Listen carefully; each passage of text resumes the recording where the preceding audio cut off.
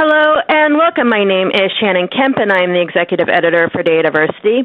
We would like to thank you for joining today's Dataversity webinar, Data Management Maturity Model. This year's latest edition in a monthly series called Data Ed Online with Dr. Peter Aiken, brought to you in partnership with Data Blueprint. We at Dataversity are very excited about this particular topic, as are our attendees, and keep an eye out for more education and resources on Dataversity regarding this very thing. So now let me turn the floor over to Megan Jacobs, the webinar organizer from Data Blueprint, to introduce our speaker and today's webinar. Hello and welcome.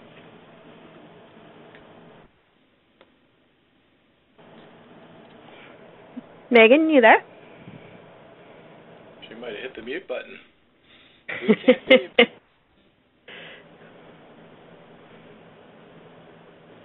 I'll tell you what, we can just move on. She'll pick back up. Maybe she had a lightning strike or something out in the West End. Anyway. Very possibly. Well, let me just give a shout-out and a reminder then, and so if you want to actually, Peter, move to the, I can give this introduction here. The two most commonly asked questions is, will I get a copy of the slides of the event, and is the event being recorded? So just as a reminder, I will be sending out a follow-up email within 2 business days containing links to the slides, links to the recording of this session, and any additional information requested throughout the webinar today. So we'll make sure and get you all of that information. And as you can see on your screen, we'd welcome you to get social with us.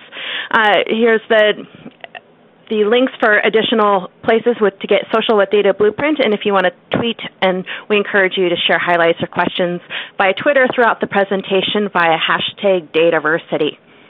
I'll go ahead and introduce Melanie at this point, Shannon, so thanks. Perfect. Good to be here with everybody, and I'm kind of excited about this particular session in case you can't tell. First of all, I just met Melanie about a year and a half ago, which is sort of inconceivable that we've both been working in this space for as long a time as we have, and we'd never run into her. Melanie's had a number of different positions in data management. Most recently, she is with the Software Engineering Institute, which is a division of Carnegie Mellon University. She's been working in the CMMI space, and if you don't know what that means right now, hang tight because we're going to explain it as we go forward. She is the program director for the Data Management Maturity Model. She's got more than 30 years of designing and implementing strategies. You guys can read all that sort of stuff, but she's worked in the public sector and the private sector and is well known for her architecture and design experience in all kinds of different areas. But I think the thing that's particularly important for this webinar is that she has been the primary author of the Data Management Maturity Model. And some of you are probably asking what that is, and I'm glad you've joined us. Those that don't know me, I've been doing these webinars now for about 4 years, I think, with Shannon altogether on this. Been playing in the space for a long time and had lots of fun. It's really a pleasure to go out and gratifying to meet you guys out in the field, because then you guys say, hey, I'm enjoying the webinars, and that's kind of nice. So it's kind of different for us because we're on the other side of a big screen and we don't see anything or hear anything until it's questions time. But let's drop right into the presentation here. The key for this, of course, is that if you want to get better at something, you've got to sort of have a framework on how to get better at things. And I'm going to turn over to Melanie for these first 2 slides. We're going to tell you the bottom line up front in case some of you have to drop off, and then actually go through it in the detail that we're going to talk about in just a little bit. So Melanie, here's the Data Management Maturity Primer for you. Okay, so the quick facts about the Data Management Maturity Model are that it is a reference model of foundational data management capabilities that an organization needs to do well to support the maximum utility and management of its corporate data assets. So it is, above all, a measurement instrument against which you can evaluate your capabilities and your maturity. So if you want to know across your program, how are we doing, the DMM can help you get that answer. And if you want to know where are we strong, where are we weak, what should we do next, the DMM can help that. And it is a very good baseline for developing an integrated strategy and making a lot of specific improvements to various disciplines in your data management program. It was developed by the CMMI Institute with our sponsors, Booz Allen Hamilton, Lockheed Martin, Microsoft, Kingland Systems, and many contributing experts. And we have conducted assessments against it, piloting recent versions of this model for Microsoft, Fannie Mae, the Federal Reserve System Statistics Function, the Ontario Teachers Pension Plan, and Freddie Mac. And our sponsors have also conducted assessments for the Securities and Exchange Commission, the Treasury Office of Financial Research, and Cisco.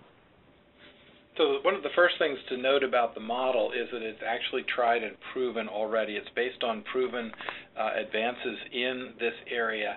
And again, this is not something that's just been made up, but it's really built upon a foundation. So here's the big reveal. Here's what the data management maturity model looks like. Yes, so this is our 100,000-foot diagram of the model's content and basic organization. We could present half of the webinar from this slide all by itself. We will see it shortly, and we'll get into more detail. Importantly, there are 6 category groupings with multiple process areas in them. A process area is essentially a topic or discipline of data management with all of its activities and work products that support those activities. So there are 20 specific data management process areas and 5 supporting process areas for all of them that are adapted from the capability maturity model integration, which Peter is about to address. So as we move forward on this, this is the one slide that's the real takeaway for you. Let's dive into the actual program here. We'll start off with some motivation, then we're going to talk a little bit about how we got to where we are, and then we'll dive into the model itself so that you're hopefully feeling fairly comfortable with it by the time we finish at the top of the hour. And we'll finish up with a little bit of guidance on how it should be used in there. And finally, we'll finish up with sort of some directions on this in terms of where we're going future on this. Now, I like to start off talking about data and actually reasoning that it's kind of like Maslow's hierarchy of needs. Some of you remember this from college and university or high school. But the basics of this framework here are that if your food, water, and safety issues are not satisfied, it's going to be very difficult for you to do any self-actualization activities. If you're hungry and wet and naked, you're probably not going to go home and write poetry, create music, whatever else it is that you're trying to do in your self-actualization time, or if it's Call of Duty. Again, people have different things that they like to do with their off time. Data management's an awful lot like that, and I put these items here in the golden triangle: master data management, mining, big data. These terms change every few years, and we get some new and improved, we call them silver bullets, because a lot of people think they actually solve the problems for them. These are tools, but we need to put the tools in the hands of people who know how to use them. These data management practices are really just the tip of the iceberg, and if you don't understand that there are foundational data management practices underneath it that are required in order to support these practices, your journey into data can be a little bit difficult.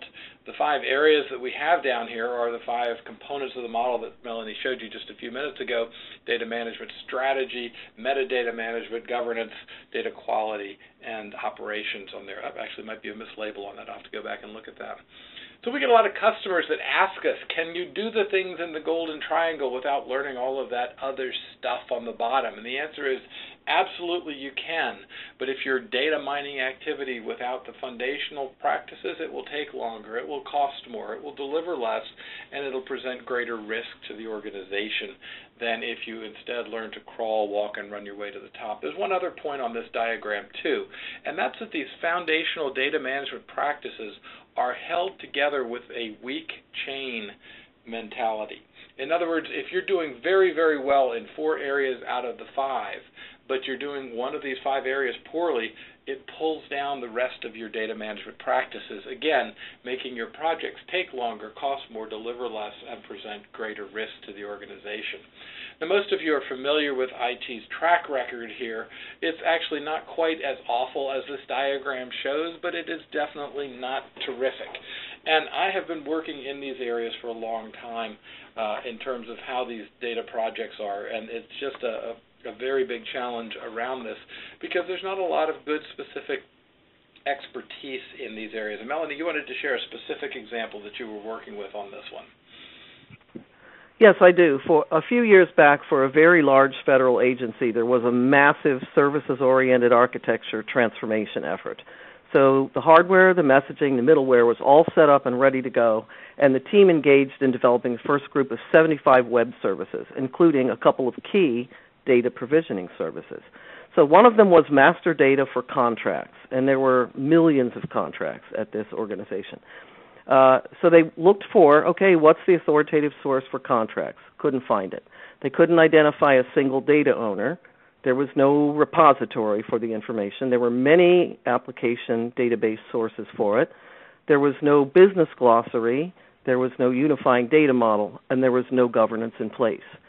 So all of the fundamental supports for a project of this magnitude did not exist. So they had to halt the project, manually review over 1,000 contracts, derive a meaningful set of information, and code like crazy to resolve all the discrepancies. Needless to say, it had a major impact on the schedule. So again, you can see this is just one of many, many examples on here. In fact, I've personally looked at literally hundreds of IT failures, and without a doubt, 100% of them have a data as the root cause. The problem is that in IT, there is not a lot of focus on data specifically. There are very few people that are data educated, and what's worse still is that when you look at the keywords that are available in the research community or in the advisory community, you'll notice that the data keywords only make up 6% of them. Well, if we're going to embrace the Internet of Things coming to us, we're going to have a lot more than 6% of the research keywords focused into that particular area, because this leaves us in a situation that I call our bad data decision spiral. And the frank and honest assessment is that C-level decision makers are not data knowledgeable, nor are most CIOs. That's a terrible thing to say, and I don't mean any disrespect to the CIOs because they're quite good at what they do. But knowing data is not an area that most of them are really, really strong in. This leads to a series of rather poor data decisions, which means that data as an organizational asset is treated very poorly, and of course we end up with poor quality data as a result, which means we end up with poor organizational outcomes and, unfortunately, an ever-repeating cycle as we go through this process. So very, very difficult to do this. The key is, until we figure out that data is an asset, an economic resource that you need to own, control, produce value, convert into cash, whatever it is that your organization does, you will have data as a poor stepchild of the tail wagging the dog in this case. It's a very big challenge for us, and we're working as hard as we can to do it with our partners at Dataversity and other events that we do around the world on this. So the next question is, how did we get here? So we've got a lot of motivation. Data is the root of IT problems. Motivation is, we get a lot of calls in here at Data Blueprint where people say, I want to move our data management program to the next level. And if we were a dishonest organization, I could say, pay us $1 million and we'll tell you that we're there. Of course, we know the world doesn't work that way, and we're also happen to be honest people as well. So the first question that's reasonable to ask is, what level are you at right now? And if you don't know, then you can't very well move to the next level. How do you know where to put your time, money, and energy so that data management best supports the mission? I'm going to tell you a brief little story here of 2 slides just in terms of the history on this. In I forget what year it was, maybe 1990, I had the title U.S. Department of Defense Reverse Engineering Program Manager. Oh my goodness, what a mouthful that was. And one of the tasks I was given at the Department of Defense was to say, is the Department of Defense doing things like maintaining software, managing data, testing things, et cetera, better or worse than the private sector, or anybody else for that matter? We might want to compare ourselves against the German War Department on this. So being asked with that question, we were part of the team that funded the original research at Carnegie Mellon that stood up the Software Engineering Institute on this. And they said, put together a framework for us to do. In other words, give us a way in which we can compare apples to apples what we're doing with what other people are doing in their practice areas. I have to tell you a little short story on that as well. They also said, by the way, we hear the Navy is doing some really interesting things in data management, so please go down there. Remember, I was DoD corporate at this point. And so I went down to check out to see what the Navy was up to and found out that there were a couple of luminaries in the field working down there by the name of John Zachman and Clive Finkelstein. So that's how I ran into them on that. Well, back to our story. The SEI worked on this problem internally for a while and came back with an integrated process and data improvement approach, of which you'll be hearing about a little bit today. The interesting thing was that the Department of Defense actually told the Software Engineering Institute to remove the data portion because their name was the Software Engineering Institute, and they didn't feel they had any business telling anybody what to do with data. Of course, we know now that that was an error on the Defense Department's part, and we really did pick up this research that was just lying around down there. And I want to give a shout-out to a former colleague of ours named Bert Parker, who passed away a couple of years back, but was instrumental in helping us put this thing together. There is an article that we'll send out at the end of this along with the slides that talks about how to use these frameworks in assessing this. This was an imperfect internal assessment at MITRE. You can see it was October 94, based on the CMM, and they essentially came up with this normative process for going through and generally framing up the question, how do we do it? And the answer was, those that were doing it reported that it wasn't very well done by them. So that was kind of a challenge in order to do that. Now, this CMMI process that Carnegie Mellon created has absolutely exploded around the world. Over 10,000 organizations use it, 94 countries, 12 national governments. There are 10 language translations, more than 500 partners, and in the year 2013 alone, more than 1,300 appraisals were done in this area. And your next question might be, why? Is it that good? Well, it turns out that science actually tells us it is. So when you look at the CMM framework, the CMMI framework that we talk about here, it produces better on-budget project delivery than RUP, which is, Agile, COBIT, or PMI.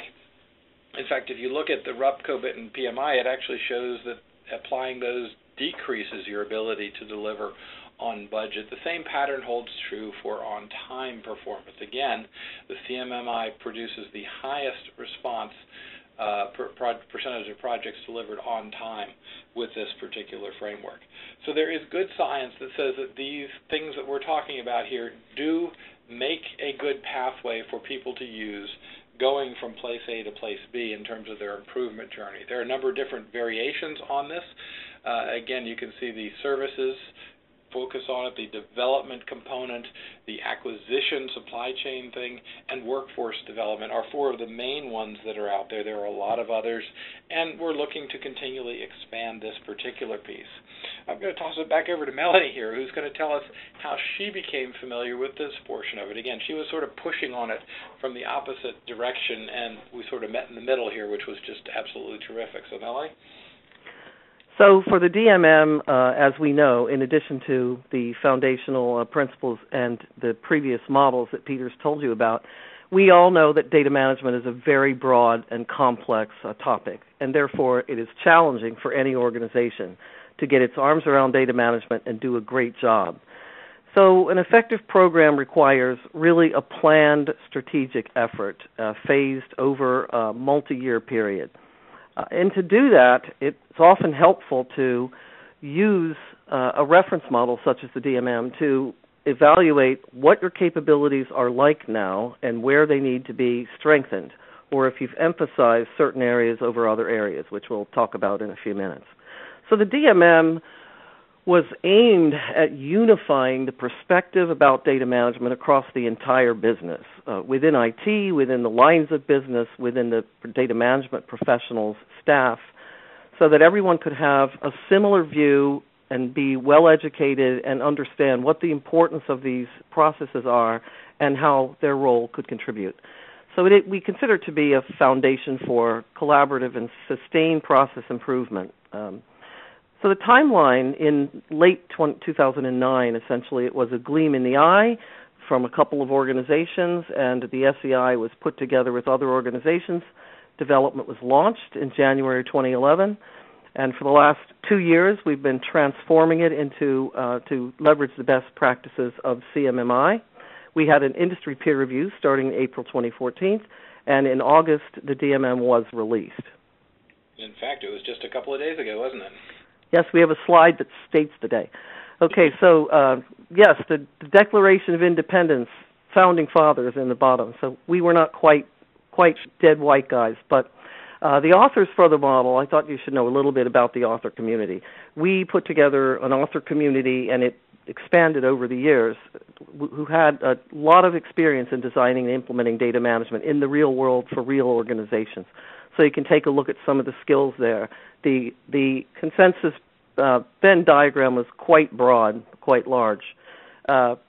We used a consortium approach, and we used the approach that everything had to be practically useful. So we didn't have collectively a lot of patience for theory alone. We had to keep illustrating with examples from implementations, from organization A, B, C, D, E, F, what actually worked, what didn't work.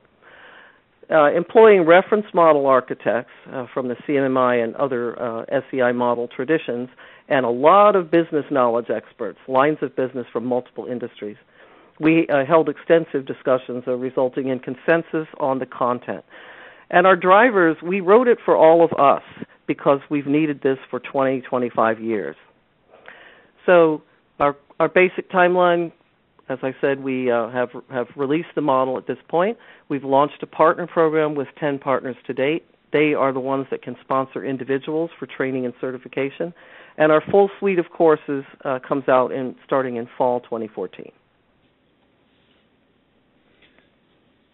Moving on ahead here now. So that's sort of how we got here. Now the part that you all are interested in, what is the DMM? So this is we like our title page with the unified puzzle pieces. We think that's sort of emblematic of data management. So with the 3.5 years in development, our 4 sponsors, our 50-plus contributing authors, our 70 peer reviewers representing altogether over 80 organizations, we have a dense and comprehensive content of 230 pages. We have 300 practice statements for all of the process areas and 300 work products. So those are some quick facts about the model. So the orientation of the model is essentially a strategic orientation. We have decided that organizations rarely take this point of view. So what ends up growing and what ends up happening is that certain things are emphasized by one C exec or another, by one primary business line or another. So data management, as we know, has been rather piecemeal, and it needs to be pulled together and thought of in a unified way. So the biggest challenges that we took aim at were the communicating with the business, aligning IT with the business strategy, aligning the business strategy with the plans for data management, etc., and to achieve the organization-wide perspective. We are not aiming at the bleeding edge of data management. We know that there's innovations every single day, innovations of theory, vendor products, etc. We are aiming at the tested and proven and practical, implemented state of the practice, so the best practices that are proven and tested. And the model is for all industries. And Melanie, I think the point that you made there is the one that I find is most useful when articulating this out to organizations. Most data management functions are very effective at the work group level. Imagine what I say to these groups, if you could take all of that power, all of that knowledge, skills, and abilities, all that passion around data that's at the work group level, and focus it at the organizational ability, and now that you have the opportunity to do that. So this illustrates our view that it takes the entire organization and everyone to have an understanding and play a part to get the data assets where they need to be to meet the business's strategic objectives and their mission. So obviously the lines of business own the data, and they are the ones who create and manage the data. I just talked to a CIO a few weeks ago who said, well, obviously the business owns the data. We just provide it to them, but it's been a long road to get them to realize that. So that's where the model is aimed. It emphasizes business decisions. So there are some topics that are not in the model because they are more technical versus having a major role for the business. And we consider it to be a useful tool to create that shared vision and help unify the diverse audiences that play a role in data management. Okay, and what it isn't, it's not a compendium of all data management knowledge. That would be quite presumptuous because we have a wonderful industry and it's had 35 years of evolution, many foundational thinkers that have blazed a path for the rest of us to improve. We have some tremendous vendors. I mean, how many bad data quality products do you know? Almost all of them can do almost anything that you want them to do. So we also have many fully mature industry practices, such as data modeling. Best practices for data modeling have been around for the last 40 years. So we didn't want to be too specific in the model, because if you get lost in the detail, people try to implement the model as a whole, and it's not meant to be that way. It's not a cookbook, and it also does not identify the one best way to do something, because there are many, many good ways to tackle a problem. Again, the focus here is on how can we do the core functionality that we're trying to do with data management and improve that organizationally, not just individually.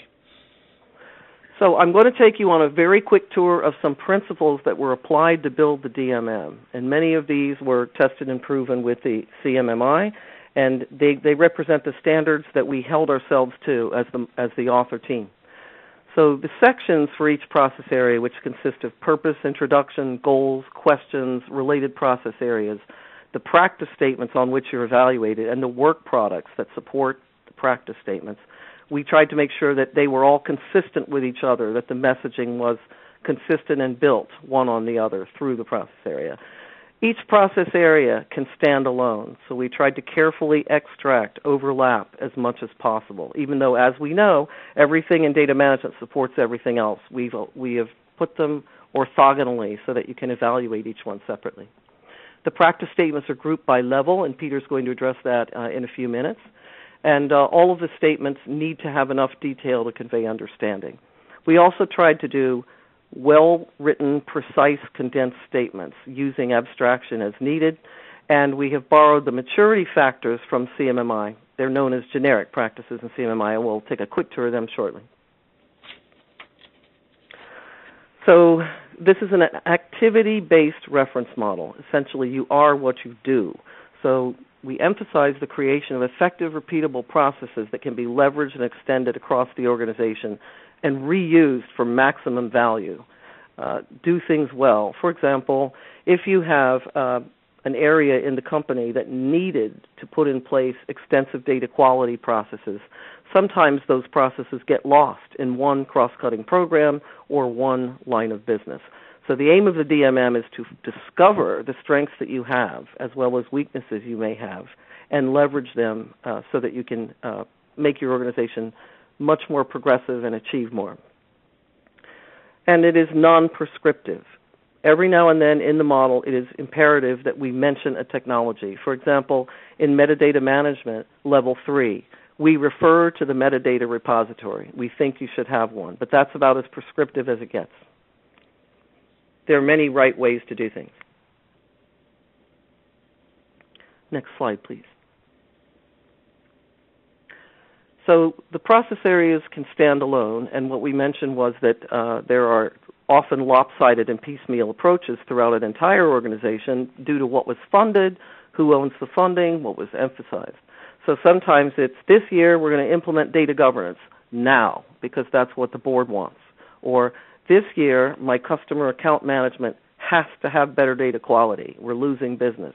So it's kind of an organic growth of data management over the past number of decades. And we are trying to help the industry put a little more structure on that to simplify the landscape for all parties. Next slide, please. So getting into even a little more detail very quickly, we had a lot of strictures for ourselves on how we formulated the practice statements. So we put these tests to ourselves in the author team. You know, it needed to be unambiguous so that every statement was clear to any reader. It needed to focus on what is done, not how it was done. Non-overlapping, demonstrated by work products, and each statement a single idea. Those of you that encounter Melanie out on the circuit or around the D.C. area, she can tell you some stories about sitting around and trying these statements out. Just how much intensity there was around this. And you know, if you're a data person, you argue a lot over very specific things. This was about how to specify things. And again, it's just been a tremendous amount of work that must have been an awful lot of fun for you and the team to do this. The thing it reminded me the most of was my graduate seminar on 5 pages of Aristotle's physics. If you were a philosophy geek, it was fascinating So anyway, yes, it was a lot of fun, and it was quite engaging, and it kept our attention for a long period of time. So for the practice statements, sometimes a statement may be clear, but it may require more context for all users to completely get the point of the statement. So when you're being assessed, yes, no, or partial are the possible responses. And if the response is partial, then we ask the organization to come up with an example, and that usually happens with a great deal of participation. So other statements may require additional information. That can be extensions, implementation tips, what not to do. This is from the experience base of our authors and peer reviewers. And also what is not included in the statement. Most practice statements have elaborations. And there at the bottom, I'm not going to read it to you, but that is our one sample of a process statement from the DMM in this presentation. That is Data Quality Strategy Level 3.3. So you can see that the statement is set out there, and then we give you some helpful tips for how to do it. And again, this is the objective criteria on which everybody is being assessed against. Yes. So the answer to this would be yes, no, or partial. We do something, and let's give you an example. And the last slide is essentially these are the definitional and the implementation-oriented characteristics that we tried to have each practice statement meet. So all in all, I can say that we've tried very hard over the years to do a lot of hard work for you so that the model is easy to use. And again, these types of attributes help everybody come up with the same kinds of assessments, so we literally are comparing apples to apples. And one word about maturity. It has been the experience of our many CMMI partners and appraisers over the past 20 years that although a specific practice may be done well, if it is not embedded in the culture and organizational practices of the organization, it's often not that well supported and cannot be sustained. So I'm not going to read these, but essentially we have adopted these support practices from CMMI. So these are practices that make us sure and make your organization sure that they're really embedded in all of your practices. And I have to say the embedding part is hugely important. I was at an organizational design conference the weekend before last where a gentleman was describing his activities as the chairman of a large international organization, that he had used this process to get the organization better, and they had actually achieved a very significant score, and more importantly, the capabilities and the practices that were with that organization were world-renowned. And his successor came into the organization and basically threw it all out because he had not institutionalized it, and the organization devolved into chaos. So it was really a very challenging organization. So you've all seen this already, and I'll just take and walk you through now the 5 practice areas and the supporting processes that are down in there as well. What the model says here, the framework, is that data management, in order to be practiced as an issue that helps organizations apply their sole non-depletable, non-degrading, durable strategic asset in support of strategy, there are 5 things it does. There's data management strategy, data quality, data operations, platform architecture, data governance, and as Melanie said before, plus these standard supporting processes that you need to have in order to do this. And you can see on the right-hand side of this chart, she's broken them out into subcategories around each of these. What we want organizations to do is to think about getting better on each of these foundational practices. And the way you get better is that you advance up the maturity level. So I've used this slide successfully in a lot of organizations to explain it. At level 1, your organizational practices in data management strategy, in data quality, in data operations, in platform and architecture, and in data governance are performed. That means your practices are informal and ad hoc. You're dependent on heroic efforts in that process. However, at level 2, your processes are managed, and now they are defined and documented, perhaps performed at the work group level or the business unit level. When we get to defined as a level, now we're starting to see that they are standardized and used consistently. And that, of course, is key to implementing something organization-wide. Finally, we get to measured in terms of the maturity process. We now start to say, how well are we doing it? It's not just good enough to do it well, but how well are we doing it? And that leads us to the final question, which is to say, can we do it better? So periodically we get a group of people together who look at our existing data management practices and say, can we apply better knowledge, skills, and ability? Can we rework the processes? Can we change the interaction of some of these things? Anything that you want to do to make it better, this is the framework for doing it. This is also, you'll note on the right, these basics of TQM, ISO 9000, and other improvement processes as well in here. Sorry, Melanie, did you want to add anything to that? I didn't mean to skip past you on that one slide there. No, I think that's an excellent description of the levels. So each process area has 5 levels in it that essentially form a gradated path to improvements, and each level builds on the one below it. So if you put it all together, it is intended to represent a meaningful outline for where someone would start with a process area such as data profiling, for example, and where they would end when they'd fully blown out the capability. So what we have next for you are the 5 areas, and there's a sort of unifying statement at the top of it. So in other words, if we look at data management strategy, what we mean is we're creating, communicating, justifying, and funding a unifying vision for data management. And these are the 5 subcomponents in this case to walk on through. Melanie, do you want to highlight some of these?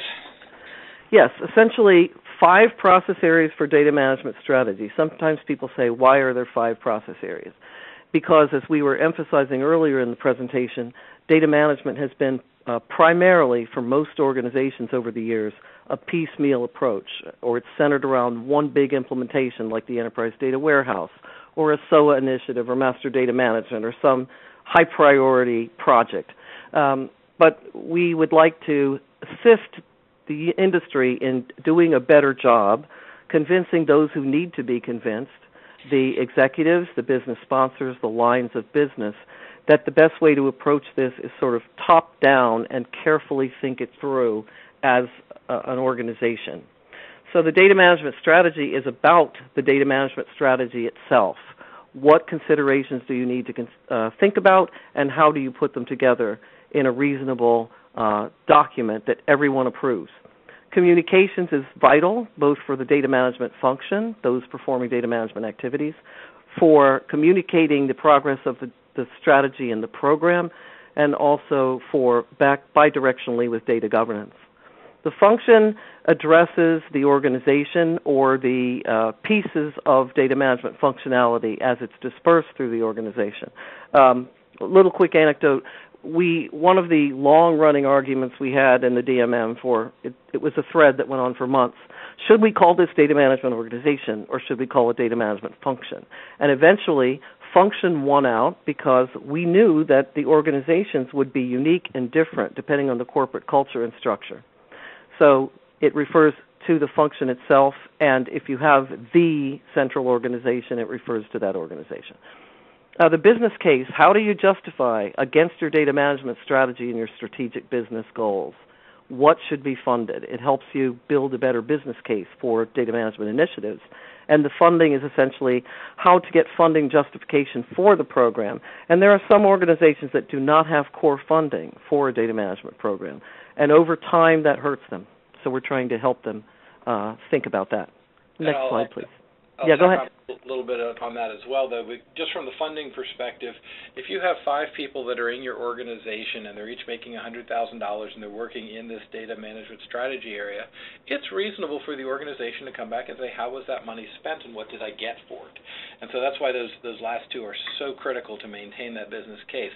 That business case will evolve over time, but if you're not practiced at doing it, the first time you're asked to do it, it becomes a real rat race, and you probably won't have the articulation in your message that you'd like to have. Absolutely. So the data governance area, the question we get on this is, why do you have these 3 process areas in data governance? And, there are various answers to that question, but when I was at a conference in Big Data Analytics, I did a presentation on the DMM, and right after my presentation, Informatica did a presentation. And one of the slides that came up right away was, this is the heart of our suite and our approach. governance, business glossary, and metadata management. So it looks like we're on the same page with the industry. Business glossary, of course, is a part of metadata management. It is so important to derive a shared meaning and have everyone agree on it and build that glossary over time that we have pulled it out separately from metadata management per se. Governance, obviously, is how do you plan and structure the governance? How do you make sure that the governance is active and engaged over time?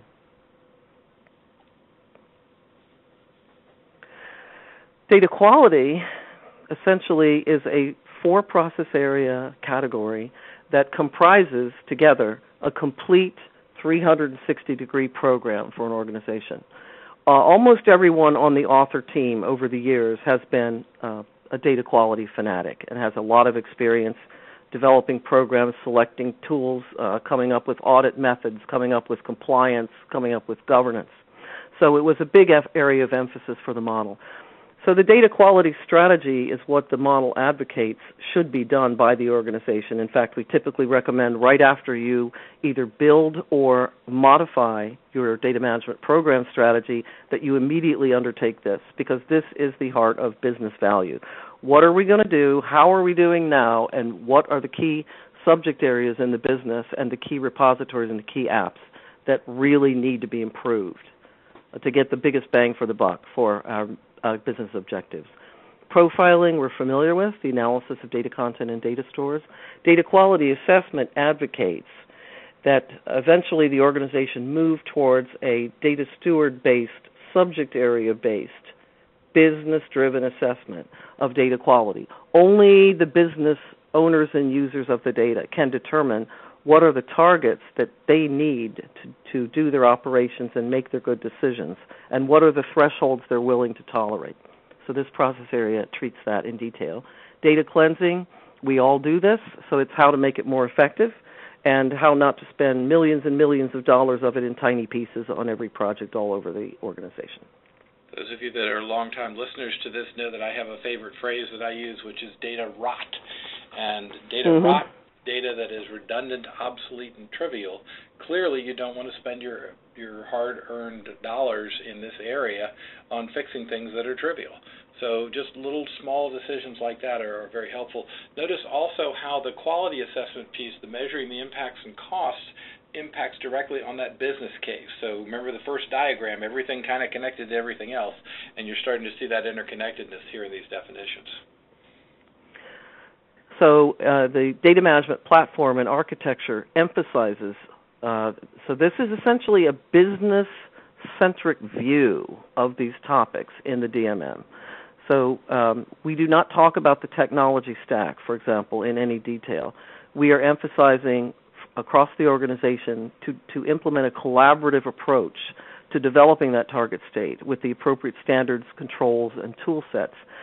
We have run into organizations where there were beautiful target architectures, but they had been developed solely by one organization in IT, had not been completely, had not involved the business owners at the beginning, and had not been, therefore, completely adopted. So you can't get very far with that, because then you are left selling your architecture again and again and again, every business case. So the architectural approach is how to fix all that, no matter where you are currently in your evolution of your data layer. The architectural standards are data distribution, data representation, and other standards that will help the data layer evolve in a holistic and streamlined manner over time. Which ones to implement, how you decide on them, and how you maintain them. The data management platform, we don't really need to say anything about that. Don't buy the technology before you verify if it meets all of the business objectives and requirements. So this is about joint decisions for these platforms. Data integration has the best practices and involvement of data governance into the integration of data from multiple sources into repositories and destinations. We do not get into, strictly speaking, the technical realm of ETL best practices, but we refer to them and recommend them. Historical data archiving and retention, we know are separate from each other, but yet they overlap. So we treat them all in one process area. And you would be amazed at the number of organizations who have no archiving strategy. I can't tell you how many organizations have said to me, we just keep everything. Whereas in many cases, if you just keep everything and you don't archive, you're affecting your performance. So lots of information like that in that process area. Just a quick little note on the data management platform. Previous versions of data strategy actually concentrated quite a bit on saying, how many different data management platforms are you going to support, and can you cut those down or increase them or do some other things? This does provide a focus here for making a basis for making decisions. In the past, it'd be like, well, I just want to get rid of platform X because I don't like it anymore, which is not a really good way of following through on these things. So again, we're back to the science, the objectivity of this, and that's one of the things that's very exciting. So in data operations, the term data operations, of course, can have a lot more topics in it. These are the three where the business involvement and decisions are critical and that we felt, the collective team felt, were not very well done in the industry at large, every industry essentially. So the data requirements definition is how do you develop, validate, prioritize requirements for data, both at the project and the program level. The data lifecycle is the criticality of mapping data to business processes as the data flows through. Not having that map over time will put huge obstacles in your way for creating an end-to-end data lineage, which you may absolutely need for your reporting or regulators and so on. Provider management is to standardize the sourcing process and have SLAs both internally and externally to ensure that data is well provided at high quality from any of your sources. And finally, we get to the supporting processes. These are the ones that are common across most of the CMMI frameworks. Yes. So I'm going to make a slight digression here and do a little pitch for measurement and analysis. So these process areas, if you're doing all of these well, they help you make the processes real, the rubber meets the road, it's embedded, everybody is adopting it, everybody accepts the compliance scheme that the organization has developed against it. So the entire process area on measurement and analysis has many helpful tips, by the way, because that one is very fully blown out with 20 years of CMMI experience. It has a lot more information content in it than some of the others. And most organizations don't have sufficient metrics in place for the program. I think that's just a fact. So my pitch quickly is, why should you take metrics seriously? Because everyone loves metrics. The data stewards, the data management professionals, the business sponsors, and especially your executives. They want to see, can you show me exactly where we are? How are we doing? What is our progress? Is this discipline working well? How much data have we cleaned this month? And we found that there's not a lot of metrics out there, or there are beautiful metrics in a tiny pocket. So metrics engender engagement from the lines of business. They engender the support of your data stewards. They prove your achievements. They highlight your benefits, and they are great support for your funding business cases. And one more quick tour. How do you do metrics? Envision the target state. Determine what you need to measure and count in order to achieve that target state. Look at the sources where you can get that information. Come up with the metrics, start using them, start publishing them, and modify them over time until they are maximally useful. Okay, Peter. So as we're looking at these things, what Melanie has just done is taking you through the entire structure here and showing you what the legs, if you will, that each of these pillars need to rely on. What you don't see is a prescription on how you should do it, but it does say, what are you doing? And that is very important because it gets organizations thinking in terms that are important to them. It's not somebody externally specifying this should be important to you, because every organization is different. That's one of the fun things about working with data, is that everybody's got sort of their own spin on this, their own way of monetizing, if you will, the data around this. Also notice she's color-coded them, making it really easy for executives to follow. I'm sorry, that was terrible to say, but we do have to keep them interested in this because there are some dollars at the bottom of this. This is a multi-billion-dollar industry, and we've got many organizations that spend a lot of money on it. So how should you use this framework, now that you sort of understand what it is and where it's going? And the answer to that is pretty straightforward.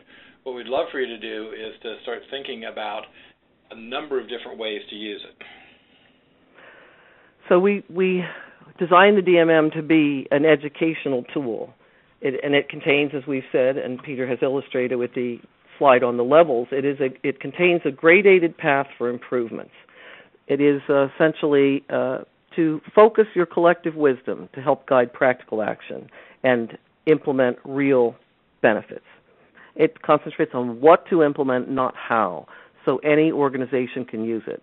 You can be a large retailer, you can be a scientific organization, you can be a federal organization, you can be concerned with national security. The data management fundamental disciplines are essentially, if you have data assets, you need this. This is how we look at it. So it allows you to perform a very thorough and efficient gap analysis very, very quickly.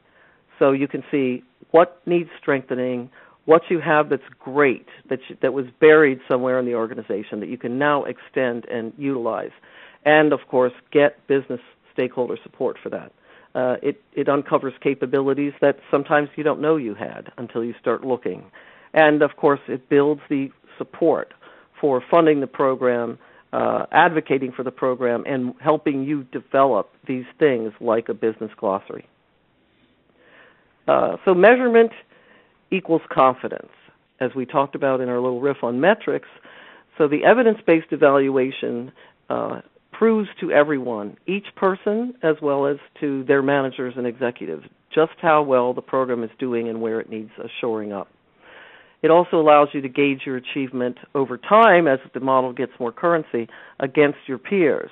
And it fuels a lot of enthusiasm for moving on to the next step. And it does help an organization enhance its reputation. Let's say you're in a highly regulated industry. You can tell your regulator, we have taken this very seriously, we've done a detailed assessment against it, and here is our strategy and sequence plan to improve. So we take those components, and again, on the left-hand side here, sort of the data management practice areas. Again, data management strategy, data quality, data governance, data platform architecture, and operations. And we marry them with the CMMI levels here, and we can now start to put together some really interesting stories. For example, here's one that we did on a very related issue in the insurance industry. So I have a database of a number of these things that I've benchmarked over the years. And again, you can see the scale is across the x-axis there. At the y-axis, we've got the 5 practice areas. And unfortunately for this particular group, when we did it at this point in time, they were not really even a solid level 2 organization. So it just tells from an industrial perspective, maybe as an industry it'd be something really worthwhile for us to collectively work on. And it sounds kind of funny because, Melanie and I both end up in various engagements, and people will say, well, you can't really have these 2 banks in the same room. That would be collusion. And you say, well, it's not really collusion if you're collaborating at the metadata level, and it actually ends up being very, very useful there. Here's another example of the same kind of thing, though. This is one that we did for an airline recently, and we put the results up and say you're a 1, 1, 2 2s, and a 1, and the airline people are looking at you going, I don't know what that means, or why do I care? And I say, well, here's your competition, and all of a sudden I've got their attention. All of a sudden they realize they're the ones and the competition is the 2. So what this allows us to do is to benchmark and say, how are you doing relative to everybody else? And then where would it make sense to put some specific dollars and cents into enhancing the 1s and getting them up to a 2, should that become part of the organization's data strategy? Okay, so how do we navigate through this big tome? So this is a very dense material, and we have tried to pack it full of the most useful information that we could collectively think of to help you use it. However, paradoxically, it seems paradoxical, in action it really comes alive, because when you take it to an organization and you involve all the key stakeholders, it will generate a tremendous amount of passion and energy and liveliness. For example, one assessment we did, we were at the very end of the assessment. Our last process area was configuration management. By that time, 5 more people had joined the group because their friends had told them it was exciting. And if you think configuration management is exciting, we didn't think it would take us more than 20 minutes to derive the score and get the examples for that particular process area. In fact, we went all the way down to the wire because people were so passionate about it. So that's what we run into, and that's good. So this big tome can help you get some real action. So the way we approach it, and the reason I'm mentioning this is because it will be this method that we will teach, train, and certify against, since it is proven to work in a very short period of time. So it's a launch collaboration event. We put everyone in a room. It's a big tent approach. We use consensus as the means to determine what the score is for a particular process area. Everybody has a voice, and we also use supplemental interviews as needed. If there are primary major initiatives where we need additional context, the evaluation is supported by detailed work product reviews. So that is all the evidence that what you are doing has taken tangible form and can be reused. And then the report at the end essentially is how well you scored, what your gaps were, how you can meet those gaps, remediate those gaps, your greatest strengths, and a whole lot of synthesized recommendations for your organization at this time, what is best to do next. And in the near future, next year, we will introduce optional audit-level rigor that can serve as a formal benchmark of maturity. We'll be leveraging the CMMI appraisal method to do that. So this is the picture that you get from doing this kind of a thing. It's kind of a heat map and showing, again, the levels in the various areas based on objective reporting, meaning 2 people who've been trained in the same method will be coming up with the same results, which is something that we simply haven't had the opportunity to do before. So the white line in the middle of this caveat diagram or spider chart represents doing a great job, which is attaining level 3 in all of the practice areas. So the DMM intends for all organizations to do this for themselves, try to achieve level 3, because if you have done that, then you have a really effective set of processes and they are institutionalized across the organization, and you should be harmoniously working with your business users and all the good things at level 3. If you need to achieve star quality excellence for competitive advantage or any other pressing business driver, you can aim beyond that, and we've provided a path for that in level 4 and 5. Very quickly, this is the seat of the pants cumulative range of scores among the 5 organizations that have piloted this model. It's not really a formal benchmark because the scope varied. One organization used half the process areas. One was a fairly narrow scope for one business area. But it shows you, just looking at this, 5 different organizations look at the range of capabilities that they have, from stellar all the way down to I hardly have this capability at all. The lowest grade you can get is a 1, and we had some 1s in there. Yeah. Another really good activity that's been done as part of this is to crosswalk this with the DM BOC. Some of you are familiar with the data management body of knowledge that we've put together, and again, there's ongoing cooperation with this and other industry groups in order to come up with this. So here's sort of a sales slide, if you will, if you're trying to figure out how to sell this. So these are the functional baselines that the DMM provides for you. And together, they constitute a great acceleration path for your program. So when we look at this, there's a lot of things that it can help in terms of the professional. We're real close to the top of the hour, so I'm going to move quickly through these on here and really talk about next, because one of my favorite statements of all time is something that George Bach said, which is essentially that all models are wrong and some are useful. I'm going to not say that this is wrong. I'm going to say this is actually quite useful, but it's certainly imperfect. And one of the things we need to do is to help you all get together and to start to improve this. So if there's a formal process of going through and creating improvements through the DMM on this version 2, I don't think you're just underway yet to do it, but you're certainly going to be prepared to do the next iteration. You're not thinking that version 1 is going to have everything, right, Melanie? Absolutely. We are very, very eager and willing for industry involvement to help us decide what the next level will be for the data management maturity model. Again, training that you're putting together that will start hopefully this fall, where we'll have the first batch of trainers to be able to go out and do this process. They'll be certified in this. There is a certification program that you're looking to get in place. Yes, there is. So we have qualifications, and our aim is to not only make sure that anyone coming through our program is fully confident of the model and their ability to lead an organization through it and implement the process improvements, but also that the industry itself, all the end-user organizations, are very happy with the results. And finally, the partner program, there's a number of different ways that you all can get involved, and we do have a slide here for you at the very end just to make sure everybody sees it. That says how to get in touch with Melanie to do some more work in this area. So there's her contact information. We're at the top of the hour.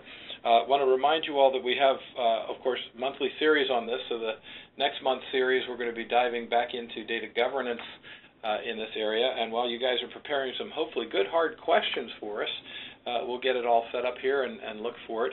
Megan is back online with us. She had a technical malfunction, but we should be all set and ready to go, right, Megan? Yep. Thanks, Peter. Thank you, Melanie. That was a great presentation. Now it's time for our Q&A, time for you all to ask your questions. So just click on the Q&A window feature at the top of your screen.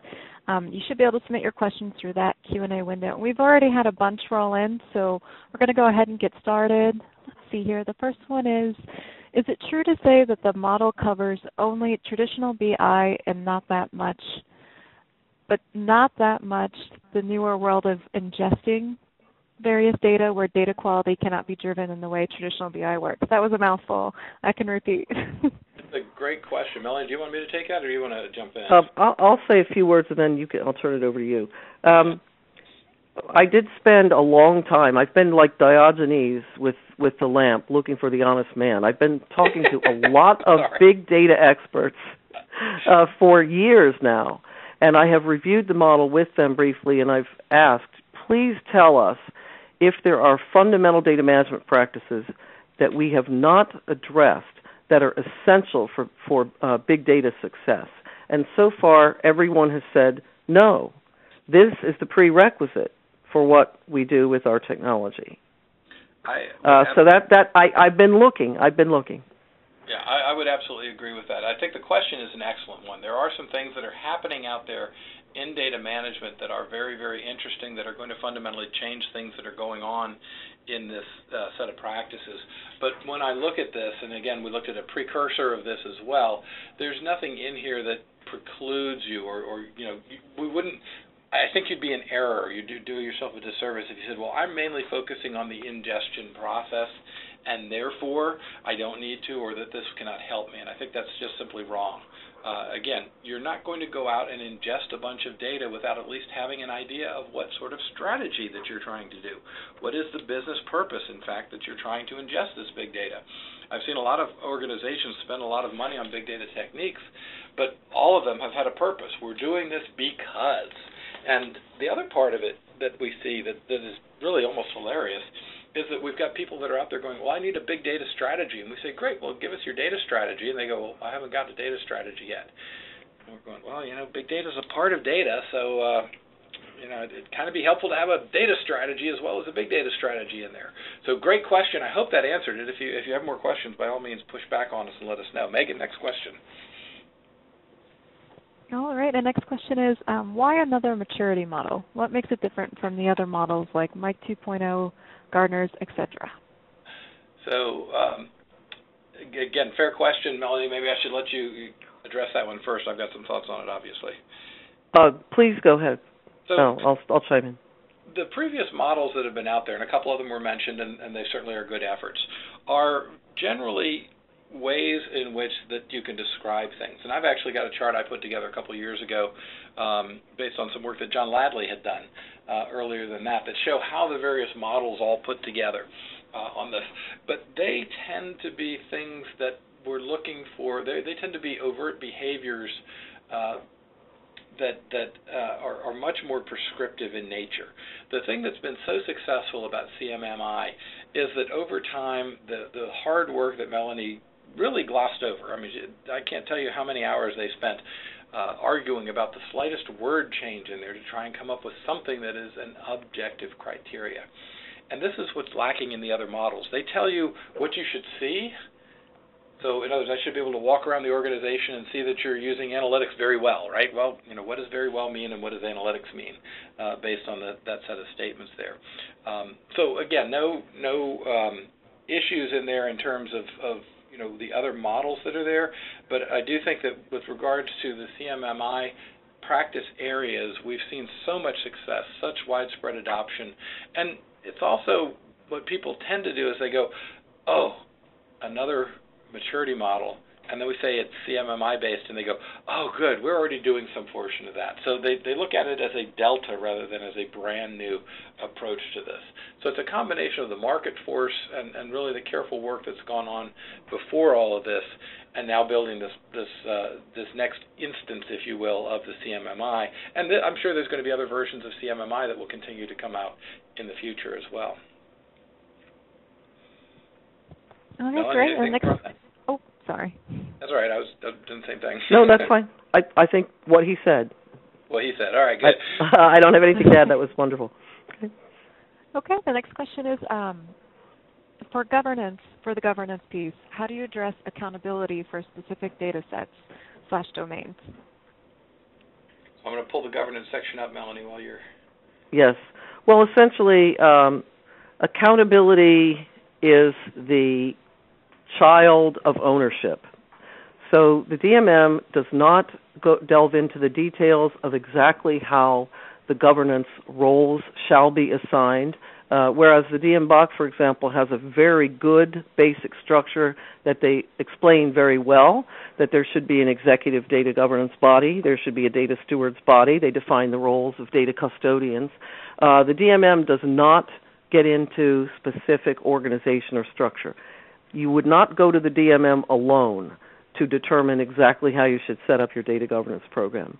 What the DMM supports is whether or not the governance activities are active, whether they involve all stakeholders, whether they are making decisions about all the key factors. So governance, for example, there are at least one or two practice statements in every single process area that specify the involvement of governance. So what we try to do is cover the broad landscape of everything governance needs to do. Again, an excellent question there, and if you look to the sort of broad category descriptions, active organization-wide participation in key initiatives and critical decisions that are essential to maintain data assets. So that gives you the general framework, and these are three areas underneath it that are important. However, again, unlike some of the other maturity models that are out there, this is going to have a group of people who are formally charged with maintaining this, and we may discover in 5 years that we need to expand this section out and apply it to specifically, you, person X, are in charge of data set Z, and put some more specificity around it if we don't see scores in this area improving. Yes, and we know how challenging data governance is, because once you have derived the manner in which you're going to tackle data governance in all of these different disciplines, then your challenge is to engage people and keep people interested and keep people on task and keep people engaged in the achievements that you're trying to develop. For example, a fully populated metadata management repository. That's a huge effort. It takes a long period of time. You need sustained involvement. So we're not saying that data governance is not challenging, and we know that the industry has emphasized this greatly for good reasons, and we think that it is not necessarily mature and that not every organization is spot on doing exactly what it needs to do with data governance, but we think it's coming along very well in the industry. So this is a way to check how well are you doing with it for your organization.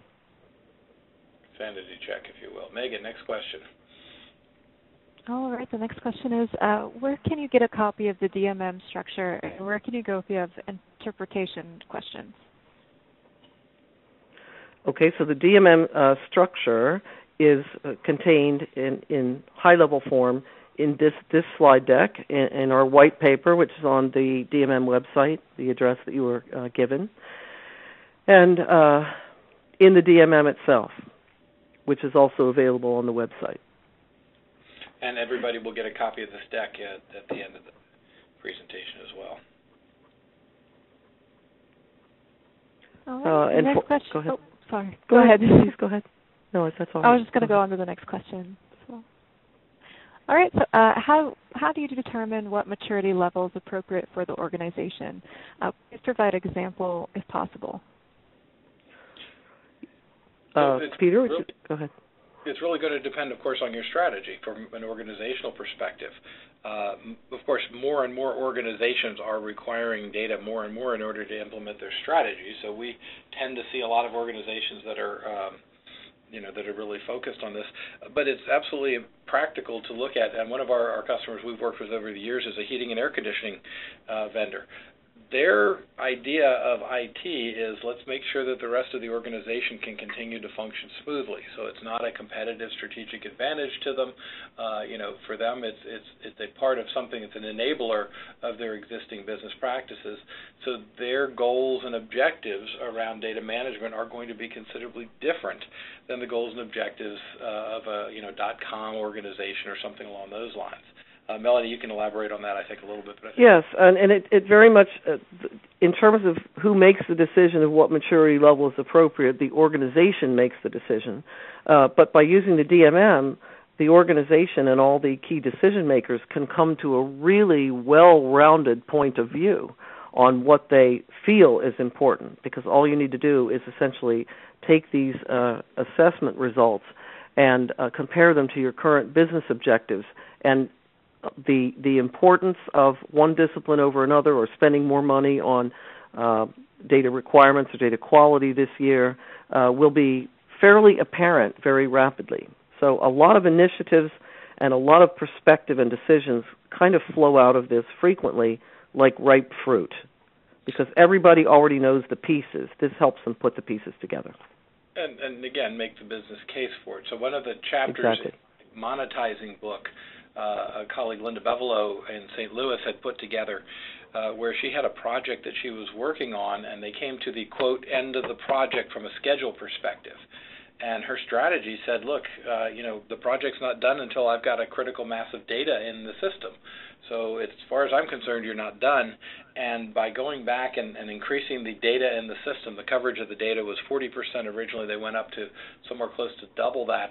And it was tangible, and she was able to measure tens of millions of dollars of direct business value accruing from the fact that they used their data strategy to improve the measures they were using around delivery of IT systems, in particular the data component of it.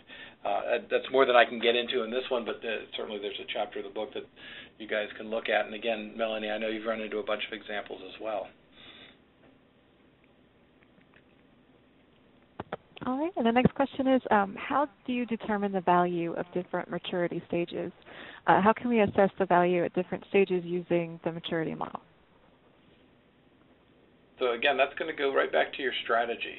In other words, if you're looking at a framework here, such as I put together earlier on here, and again, I won't put the results up here, but you're looking at this and saying, okay, where should we be? It almost doesn't matter if you don't know what your strategy relative to data is. And I can't emphasize this enough. If you go into your organization and ask your comptroller, your CFO, what their strategy around cash management is, they'll be able to tell you very clearly. We're a retail business. Things dry up around the middle of the summer, and we have lots of cash around the holiday season.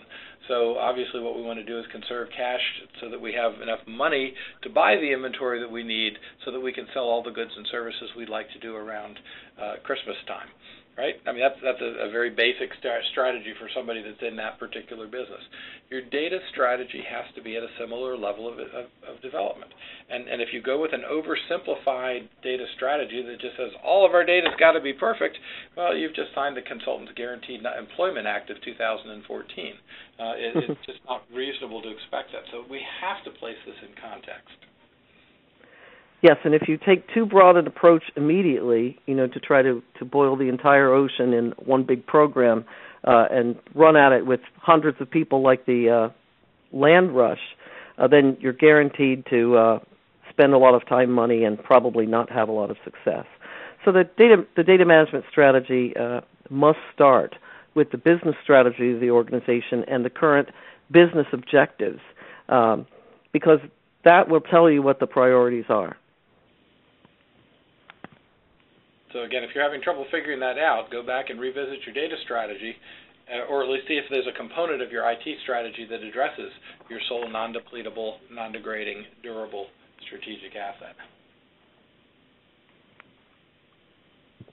All right, great. And the next question is, where does DMM cover the actions taken to analyze and design data structures? I don't expect it to talk about types of model, notation, etc., but data modeling and design appears to not be mentioned at all. That's an excellent question. Yes, data modeling and design is not the subject of a process area in and of itself. We mention it all over the place in our descriptions and elaborations. We think it is an absolutely essential skill for the data management program and everything that it produces. And many of us on the author team have spent more years data modeling than we would admit to, because we would be worried you would put us in a cube forever. Tie us there.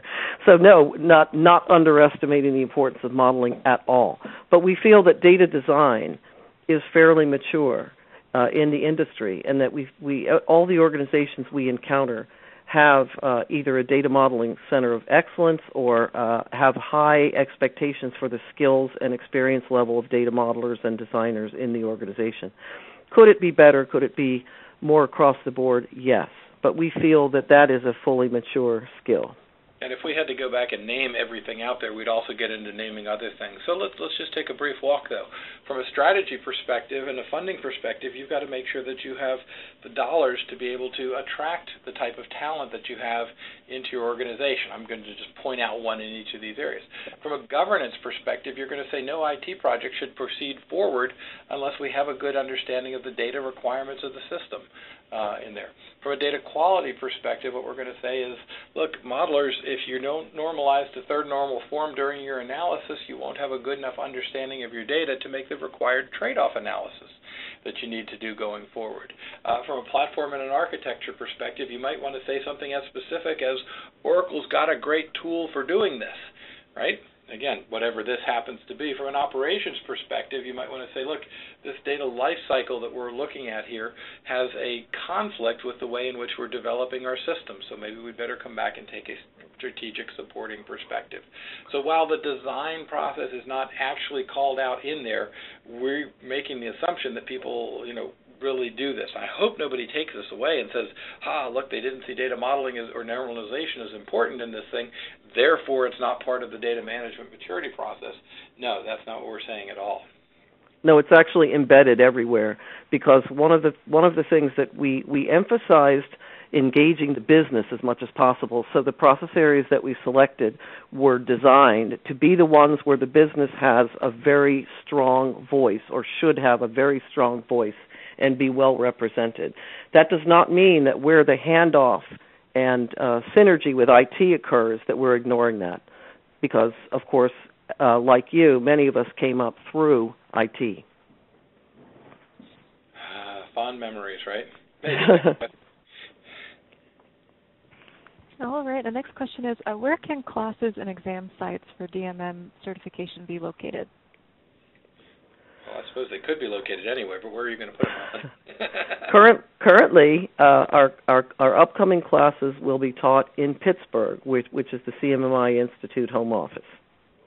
And our first public course for the DMM Intro is September 22nd through 24th. There'll be an announcement on our website very shortly to register for that course if you're interested. That's, I guess, the first public announcement of that, isn't it? Yes. Very good. Was that a planted question, Melanie? Not me. Me neither. Okay, great. And the next question is, how does the duration of each maturity step depend on company size? Could you say each phase takes the same amount of time, say 1 year? How do you estimate for a customer how long each phase will take? That is an excellent question also. And the answer is, and I don't mean to be copping out on this, the genuine answer is it absolutely depends on the organization, in that there are some there are some process areas that are a little longer-term items than others. And again, we can say the data management life cycle, where you're mapping business processes to data. You never do that in a month, unless you want 1,000 people working 24 hours a day under whips and guns. That's something that needs to be done in phases. So depending on the scope, something like that can be chunked out based on priorities. For example, because there's going to be a big consolidation of a number of operational systems or a new enterprise data warehouse. That will determine the scoping. So there's no way to say a priori how long a step will take. And then certain steps can be done very quickly. For example, you can pretty quickly develop metrics for how you're going to assess the effectiveness of your data cleansing. You just have to want to do it, put the right bodies in the room, follow the primer, and you can produce them and start using them. And let's go a little more specific on it. For example, an organization may have come up with this as a baseline. Remember, this is a hypothetical organization that you put together as part of the training, but let's just assume this was your organization, and let's make a further assumption that you were a bank and that you decided that level 3 at all the capabilities would also make you comply with Basel III. By the way, it doesn't, so don't take that out there, but let's just assume you were working towards the strategic goal of that line. You can look around on this chart and see that you're in some ways exceeding 3 in certain areas and not exceeding 3 in other areas. So it does give you a very good way of sizing and shaping the problem and saying, we want to take all of the things that are not 3 and make them into a 3, therefore we'll be compliant with Basel. I'll make it 6 because we don't know what Basel 6 is going to look like. So nobody does misunderstand and say that data management level 3 would get you to Basel 3. That's not at all what I'm saying. But again, it's a way. A framework is a way of organizing ideas so that you can start to assess your progress against them. And it's very, very important to have that. Otherwise, any road will take you there if you don't know where you're going. Yes, and what we've tried to provide is a framework for what's good.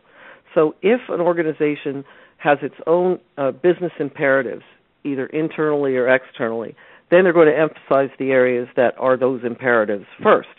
However, if you don't, but you know that the program needs to be strengthened, if there's no key burning drivers, then you can use the model as a path to effectiveness for the other purposes of cost savings, greater efficiency, harmony and smooth interaction between IT and the business, better data governance. So you can use it as a guide. Again, something as simple as just propping up a chart like this on the wall for management and saying, if we want to beat the competition, we better start paying attention to some of these issues on here. Megan, all next right, question. And we've had lots of questions come in, so we'll see how many we can cover. If we don't get to all the questions, they will be in the follow-up email, so don't fret. Let's see here. The next question is, how much effort and from whom is it envisioned to require for an organization to complete its own DMM score? Okay, so if you're going to take the model and do it internally. So there's many ways to do that. You can put a few knowledgeable people in a room for a number of hours, maybe a half a day to a day, and you can look through the questions that are a segment in the introduction front matter before the practices. Those questions are designed to elicit whether or not the organization is roughly level 3 good with respect to the practice areas. So you can do a quick self-assessment simply by taking process area by process area, going through the questions and evaluating your answers. You could write a quick report by that and get a very good seat-of-the-pants picture, as long as you had in the room those few people who really knew about these business areas and these processes. So what we recommend is certainly do a self-assessment by whatever means you want. You can do it by a survey. The problem with a survey, however, is that people will ask you for interpretations, and that is best done in person. So the survey has some built-in deficits, but it can be a good rough estimate. So those are two methods you can use. And again, another thing that we also help organizations with is sometimes it's easier to say what you're not rather than what you are. And so one of the things we do is we talk about what you would be if you were a level 5 organization. Now remember, a level 5 organization is an optimizing organization. It's an organization that's looking at its existing practices and saying how can we improve those practices for the overall performance of the organization. So one of the things we do is we start off with these groups, as Melanie has said, gathered in a room for a little bit, and we say, what would it mean to be optimized? Well, that would mean that this person get together periodically and say, how can we improve the overall performance of the data management practices in this organization? Does that occur? No, it doesn't. Therefore, you're not a 5.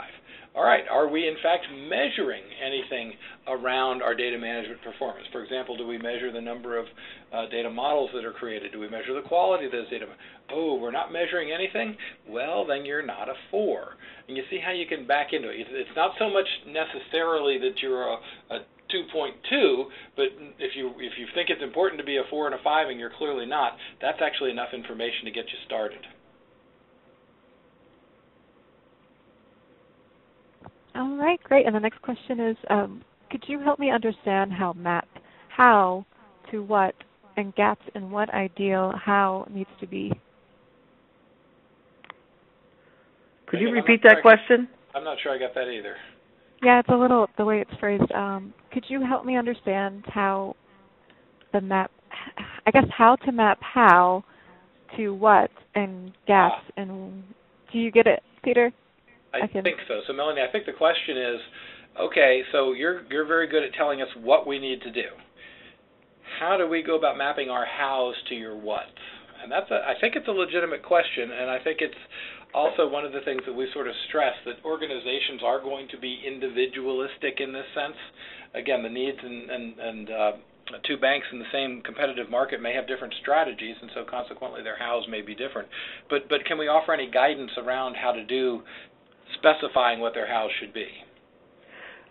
Every time we engage with an organization in action, it becomes a collaborative interpretive seminar, basically, with the consideration of all the participants about what that practice statement means in their context.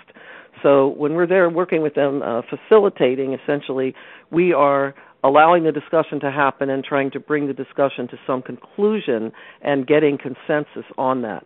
So that's how we work with it in action at this point, to get that interpretation. And of course, some industries, for example, one of our assessments was for one function across 12 different verticals.